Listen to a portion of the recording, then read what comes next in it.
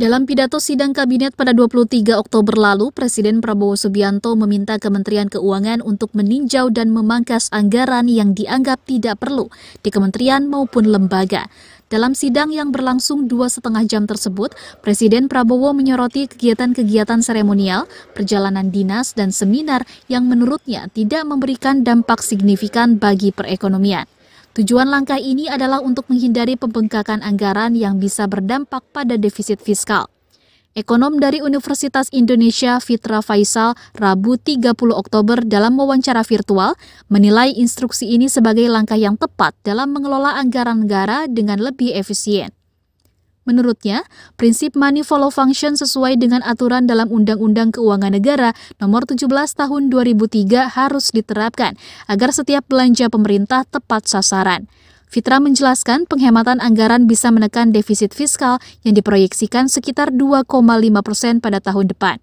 Dengan demikian, belanja negara diharapkan tetap terjaga dan tidak memicu kenaikan defisit. Pengurangan anggaran untuk program-program yang tidak produktif, menurutnya adalah langkah penting untuk mencapai efisiensi. Gitu kan.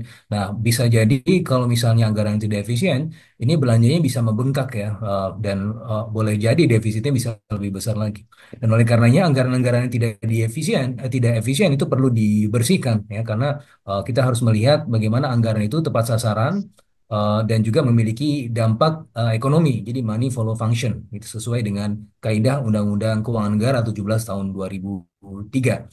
Sehingga setiap uang yang dikeluarkan, setiap belanja yang kemudian dilakukan oleh pemerintah itu bisa benar-benar tepat sasaran dan memberikan efek yang positif terhadap pertumbuhan ekonomi. Begitu.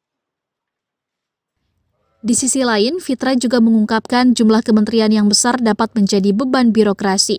Namun, ia melihatnya sebagai langkah politik Prabowo untuk merangkul berbagai pihak. Selain itu, dengan jumlah kementerian yang lebih banyak, para menteri dapat lebih fokus menangani tugas spesifik sesuai bidang masing-masing, sehingga kinerja bisa lebih optimal. Fitra menambahkan, Kementerian Keuangan di bawah Menteri Sri Mulyani telah menerapkan prinsip kehati-hatian dalam pengeluaran anggaran selama beberapa pemerintahan. Menurutnya, permintaan efisiensi dari Presiden Prabowo bukan hal baru, dan Kementerian Keuangan diyakini mampu menjalankan penghematan ini dengan baik. Dari Jakarta, Irfan Syah Nasution, Kantor Berita Antara, mewartakan.